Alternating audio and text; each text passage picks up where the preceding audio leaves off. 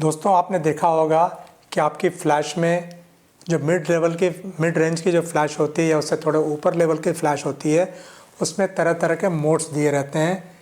एक तो manual setting रहती है जिसमें कि आप अपने हिसाब से सेटिंग्स चेंज करते हैं। ITTL रहता है, ETTL रहता है।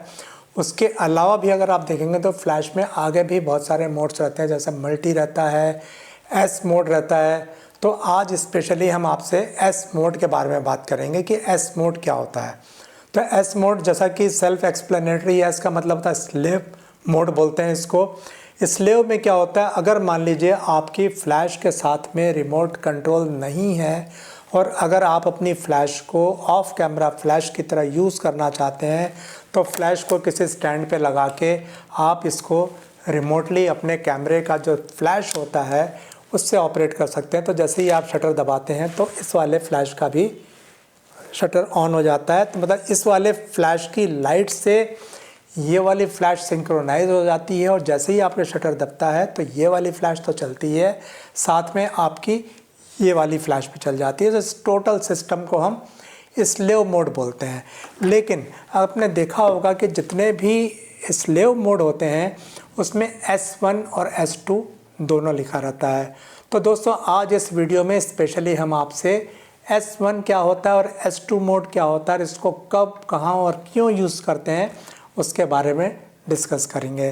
तो नमस्कार दोस्तों, मेरा नाम सुरेश गुप्ता है। आप सभी का स्वागत है मेरे इस YouTube चैनल पर। जैसा दोस्तों आप लगातार पिछले 3-4 हफ्तों से देखते आ रहे हैं कि हमने एक एक्सक्लूसिव वीडियो शुरू की है, सीरीज़ शुरू की है फ्लैश फ़ोटोग्राफ़ी के ऊपर। तो फ्लैश फ़ोटोग्राफ़ी से रिलेटेड जितने भी फंडामेंटल जानकारियां हैं या जो भी हिडन जानकारियां हैं वो हम आपको देने की कोशिश करते हैं।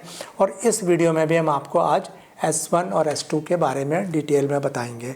तो बेसिकली होता क्या है कि जब भी अगर आपने अपने फ़्लैश को S1 या S2 मोड पर डाला तो सबसे पहले मैं भी आपको इसमें S1 मोड पर डाल के दिखाता हूँ। ये मैंने अभी S1 मोड पर डाला है पिक्चर को, और जैसे ही मैं इसको अपनी इस कैमरे को ऑन करता हूँ तो इसमें से एक लाइट निकलती है, ठीक है। अब उसके बाद जब मैं इसको S2 पे कर देता हूँ तो भी इसमें से फ्लैश निकलती है। बेसिक डिफरेंस अब समझिएगा क्या है। बेसिक डिफरेंस ये होता है S1 मोड में जब आप अपने कैमरे की इस वाली फ़्लैश को यूज़ करते हैं तो बाई चांस अगर उसमें TTL फ्लैश लगी हुई है तो TTL में हमेशा क्या होता है कि फाइनल फ्लैश से पहले एक प्री फ्लैश निकलती है, और प्री फ्लैश जैसे ही निकलती है इस कैमरे की फ़्लैश फायर हो जाती है। और एक्चुअल फ्लैश जब उसके बाद निकलती है, हो सकता है बाय दैट टाइम ये वाली फ़्लैश रिचार्ज ना हो पाई, और नॉर्मली इतनी जल्दी रिचार्ज नहीं हो पाती है, तो आपका जो एक्चुअल शॉट जो होता है वो ब्लैंक हो जाता है। तो आपने तो सोचा है कि मेरा S1 मोड पे हमारा ये वाला भी चलेगा और ये वाला भी चलेगा, दिखता ज़रूर है, आँखों से आपको फ़र्क समझ में नहीं आएगा, लेकिन होता क्या है प्री फ्लैश से ही ये वाली फ़्लैश फायर हो जाती है। तो आपका शॉट में जहाँ आप चाह रहे थे कि मेरा फ्लैश फायर होना चाहिए उस जगह पे फायर नहीं होता है। अब देखिएगा इसके बाद जब हम इसको S2 पे रख देते हैं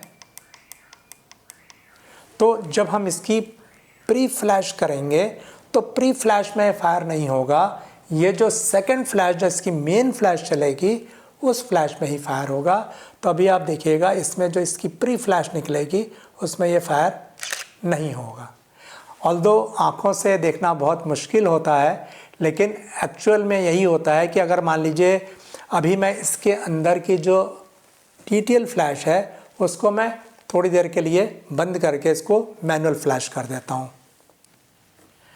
तो अभी देखिएगा मैंने अपनी फ़्लैश को मैनुअल मोड में डाल दिया, मतलब मेरे इस कैमरे की फ़्लैश अब TTL पे नहीं चलेगी, मैनुअल मोड में चलेगी। तो जैसे ही देखिएगा इसमें कोई प्री फ्लैश नहीं निकलेगी और फर्स्ट फ्लैश के साथ में ही मेरा ये वाला फ्लैश भी फायर हो जाएगा। तो मतलब अब मेरे को कोई दिक्कत नहीं है। जैसे ही मैंने इसको S1 मोड पे ही है, लेकिन अगर मेरा जो मैनुअल फ्लैश है तो पहली ही फ्लैश इसको फायर कर लेगी और दोनों एक साथ सिंक हो जाएंगे। अब इस बात को समझिए कि इतनी एक्सरसाइज करने की ज़रूरत क्या है, कहाँ ज़रूरत पड़ती है S1 और S2 फ्लैश की। तो मान लीजिए कि मैं अपने सामने एक मेरा ऑब्जेक्ट रखा है, उसकी मैं फ़ोटो लेना चाहता हूँ और मैं चाहता हूँ कि उसके ऊपर साइड से एक सेकंड फिल इन फ्लैश मैं डालना चाहता हूँ। तो मैं मान लीजिए उसको इस तरह से एंगल पर रख देता हूँ। मान लीजिए ऐसे मैंने एंगल पर रख दिया। अब उसके बाद मैं चाहता हूँ कि मेरी जो मेन फ्लैश है उसमें से खाली 1/4 पावर निकले और इस वाली फ्लैश से हाफ पावर निकले, क्योंकि मैं इस वाले एंगल से किसी के फेस पे थोड़ी सी ज़्यादा लाइट डालना चाहता हूँ। अब अगर मान लीजिए इस काम के लिए मैंने इसमें TTL फ्लैश लगाई हुई है, तो क्या होगा, जैसे ही मैं अपने ऑब्जेक्ट को फोकस करूँगा और उसके बाद जैसे ही मैं फ्लैश को चलाऊँगा, शटर दबाऊँगा, तो इसमें से जो निकली लाइट वो तो 1/4 निकली और मैं ये चाह रहा था कि इसमें से हाफ पावर की लाइट निकलेगी जो कि इस तरह के फेस को उसको जो है थोड़ा सा ज़्यादा एक्सपोज कर देगी, लेकिन ये तो चली ही नहीं, क्योंकि ये जो है मेरी फ्लैश मान लीजिए TTL पर डली हुई है और ये S1 मोड पर डला हुआ है। तो ये वाली फ्लैश आपको दिखा चलता हुआ, लेकिन ये उसके साथ में सिंक्रोनाइज नहीं हुआ, तो जो मैं चाह रहा था इफेक्ट वो नहीं आएगा। अब अगर मेरे को कंफर्म है, एश्योर करना है कि मेरे जिस समय मैं फ्लैश फायर करूँगा उसी समय इसको भी फायर होना है, तो मैं इसको S2 मोड पर डाल दूँगा। तो ये S2 मोड पर जैसे ही मैंने डाला, तो उसके बाद जब मैं इसको फायर करूँगा तो ये एक साथ फायर होगी। ठीक है। अब इसका यूज़ और कहाँ कहाँ होता है, देखिए क्या होता है कि हम कभी कभी ऐसी जगह में फ़ोटोग्राफी करते हैं जहाँ पे बैकग्राउंड भी उतना ही इम्पॉर्टेंट है, लेकिन हमारे कैमरे की जो फ्लैश होती है वो फ्रंट फ्लैश लगा रखी है, या मान लीजिए हमने एक सेकंड फ्लैश फिल इन में भी लगा रखी है, लेकिन पीछे का हमारा जो बैकग्राउंड है वो टोटल डार्क हो जाता है, क्योंकि हमारे फ्लैश की लाइट वहाँ तक नहीं पहुँचती है। तो ऐसे में हम लोग क्या करते हैं कि एडिशनल फ्लैशेस हम जहाँ जहाँ चाहेंगे वहाँ वहाँ डाल देंगे, ट्राइपॉड के ऊपर, स्टैंड के ऊपर, या किसी भी जगह में प्लेस कर देंगे। मान लीजिए मेरे पास 4 फ्लैश है, तो मैं 4 अलग अलग कॉर्नर में उसको सेट कर दूंगा, सो दैट इस तरह से सेट करूंगा कि उसकी जो बैक मेरे कैमरे की तरफ रहे, ताकि डायरेक्ट लाइट मेरे कैमरे में नहीं आने पाए। तो मैं अलग अलग जगह पे, जैसे मान लीजिए हर 5 फीट के ऊपर एक फ्लैश लगा दूंगा, या हर 10 फीट के ऊपर एक फ्लैश। मान लीजिए मेरा लंबा सा हॉल है, एक ऑडिटोरियम में मैं पिक्चर ले रहा हूँ और फ्रंट रो की तो मैं पिक्चर ले ही रहा हूँ साथ साथ में, लेकिन मेरे को दूर तक के पूरे हॉल की पिक्चर क्लियरली लेनी है, तो उसमें मैं मल्टीपल फ्लैश को अलग अलग जगह पे रख दूंगा। और उसके बाद हमारी जो मेन फ्लैश है, जिसकी सेटिंग मैंने सामने वाले जो भी हमारे ऑब्जेक्ट हैं उसके हिसाब से सेट करनी है, उसकी सेटिंग मैं अपने इस मेन TTL फ्लैश में डाल दूंगा और उसके हिसाब से मैं अपने कैमरे की सेटिंग लगा दूंगा। और ये हमारी जितनी भी ऑक्सिलरी फ्लैशेस हैं वो हमारे बैकग्राउंड को इल्यूमिनेट करेंगी।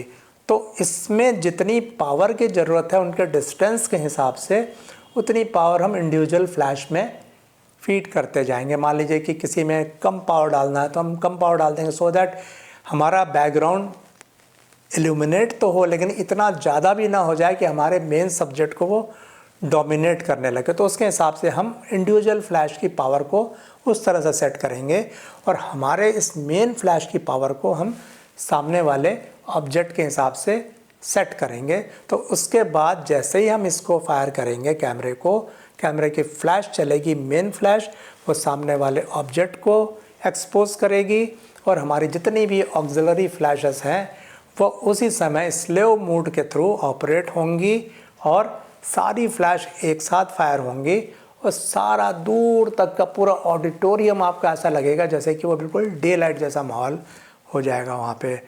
तो दोस्तों आपको मेरे ख्याल से समझ में आ गया होगा कि S1 और S2 की क्या अहमियत है, किस तरह यूज़ करते हैं, कहाँ यूज़ करते हैं। हाँ, एक चीज़ और मैं आपको क्लियर कर दूँ यहाँ पर कि इस पर एक छोटी सी दिक्कत है कि अगर उस हॉल में अगर आपके अलावा और भी फ़ोटोग्राफ़र फ़ोटोग्राफी कर रहे होंगे तो उनकी फ़्लैश से भी आपकी फ़्लैश फायर हो जाया करेंगी। तो उसमें एक चीज़ ये भी हो सकती है कि जिस समय आपकी फ़ोटो खींचने की बारी आई तो वाली फ़्लैश उस समय तक रिसाइकिल ना हो पाई हो तो आपका पिक्चर अंडर एक्सपोज हो सकता है। तो नॉर्मली ये उस तरह के मतलब एरियाज़ जहाँ पे मल्टीपल फ़ोटोग्राफ़र्स होते हैं वहाँ पे ये वाला स्लेव मोड उतना अच्छे से काम नहीं करता है, लेकिन अगर जहाँ आप इंडिविजुअली आप ही फोटोग्राफी कर रहे हैं वहाँ पे ये स्लेव मोड बहुत अच्छे से काम करता है। अब इसके कुछ छोटे छोटे एग्जांपल्स मैं बता रहा हूँ। फॉर एग्ज़ाम्पल मान लीजिए आप किसी हॉल के अंदर किसी का बर्थडे प्रोग्राम अटेंड कर रहे हैं। बर्थडे प्रोग्राम में क्या होता है कि नॉर्मली देखिएगा, अगर आप सामने से फ्लैश करेंगे या छत से बाउंस कराएंगे, तो जब छत से बाउंस कराते हैं तो क्या होता है कि पूरे कमरे का एक बराबर एक्सपोजर एक जैसा तो आ जाता है, लेकिन जो बिल्कुल हमारे सामने वाला जो ऑब्जेक्ट होता है उसकी आँखों के नीचे हल्के हल्के से ब्लैक शैडोज़ आने लगते हैं, क्योंकि छत से जब बाउंस होकर लाइट जब आती है तो हमारे फोरहेड की लाइट थोड़ी सी आँखों के नीचे गड्ढे बना देती है। तो उसके लिए एक फ्रंटल लाइट होना बहुत ज़रूरी है। तो मान लीजिए आपने इस कैमरे को as a front camera use किया, फ्रंट फ्लैश यूज़ किया, और दूसरी फ्लैश जो है इसको आप छत के ऊपर करके थोड़ा डिस्टेंस पे हॉल के बीच में रख दीजिए। मतलब आपका जहाँ पे केक कटिंग का प्रोग्राम हो रहा है या इस तरह के जहाँ भी ग्रुप ऑफ पीपल खड़े होने वाले हैं वहाँ पर आप साइड में लगा दीजिए इसको ऐसा करके, और फ्लैश को हल्का सा रूफ़ की तरफ कर दीजिए, सीलिंग की तरफ कर दीजिए। और उसके बाद जब आप करीब 10 फीट से फ़ोटो खींचेंगे, आपकी सेकेंडरी फ्लैश जो है करीब आपसे 10 फीट की दूरी पे है, एम किया है उसने छत के ऊपर। जैसे ही आप ये फ्रंट फ्लैश से सामने वाले ऑब्जेक्ट की फ़ोटो खींचेंगे, वो तो बिल्कुल आपके जो भी आपने कैमरे में सेटिंग दी है उसके हिसाब से वेल एक्सपोज्ड हो जाएगा। प्लस ये जो सेकंड फ्लैश है आपकी, ये छत से बाउंस होके वापस आपके पूरे सराउंडिंग के ऊपर आएगी, और इसकी फ्लैश की पावर आप उसके हिसाब से लगाइएगा कि रिफ्लेक्शन के बाद, बाउंस होने के बाद उसमें कितनी पावर की ज़रूरत है, वो वाली पावर आप इसमें सेट कर दीजिए। तो आपका फ्रंट लोग भी बिल्कुल बढ़िया से एक्सपोज होंगे, आपका पीछे का डेकोरेशन बहुत अच्छे से एक्सपोज हो जाएगा, जितने लोग हॉल में बैठे हैं वो सारे भी बहुत अच्छे से एक्सपोज हो जाएंगे। तो दोस्तों उम्मीद करते हैं आपको S1 S2 बिल्कुल अच्छे से समझ में आ गया होगा। अगर आपकी फ्लैश में S1 S2 मोड है तो आप उसको प्रैक्टिस ज़रूर कीजिएगा, आप चला के देखिएगा। अगर आप S1 पे रख के आप अपनी TTL फ्लैश से फायर कीजिएगा, आपका बैकग्राउंड बिल्कुल ब्लैक हो जाएगा। वहीं आप अगली फ़ोटो में जब आप S2 पे करके खींचेंगे तो आपका फोरग्राउंड भी बिल्कुल बढ़िया आएगा, और बैकग्राउंड जिसकी तरफ आपने अपनी सेकंड फ्लैश एम की हुई है वो भी बढ़िया से एक्सपोज हो जाएगा, क्योंकि आपकी फ्लैश बिल्कुल सिंक तरह से एक समय में एक साथ ही एक्सपोज हुई है। तो दोस्तों इस वीडियो को आज यहीं ख़त्म करते हैं। अगर आपको वीडियो पसंद लगा हो, इन्फॉर्मेटिव लगा हो तो इसे लाइक ज़रूर करें, और अगर आप समझते हैं कि आपके दूसरे फ्रेंड्स से इसको शेयर करने से उनको भी फ़ायदा होगा तो प्लीज़ आप अपने दूसरे फोटोग्राफर फ्रेंड से भी इनको शेयर कीजिएगा। और अगर इस चैनल को अभी तक आपने सब्सक्राइब नहीं किया हो तो सब्सक्राइब भी कर लीजिए, क्योंकि अभी फ्लैश फ़ोटोग्राफी पे ही करीब मैं बहुत सारे वीडियोस बनाने वाला हूं। आप ये मान के चलिए जितने भी प्रोफेशनल फ़ोटोग्राफ़र्स होते हैं उनका मैक्सिमम काम जो है फ़्लैश के साथ ही होता है। फ़्लैश की एक एक नॉलेज होना उनको बहुत ज़रूरी है। फ़्लैश के बारे में आपको जितनी ज़्यादा नॉलेज होगी उतनी ज़्यादा ही आपकी फ़ोटोग्राफ़ी जो है नेक्स्ट लेवल तक पहुंचती जाएगी। तो दोस्तों मिलते हैं अगले वीडियो में किसी नए टॉपिक के साथ। तब तक के लिए नमस्ते, जय हिंद।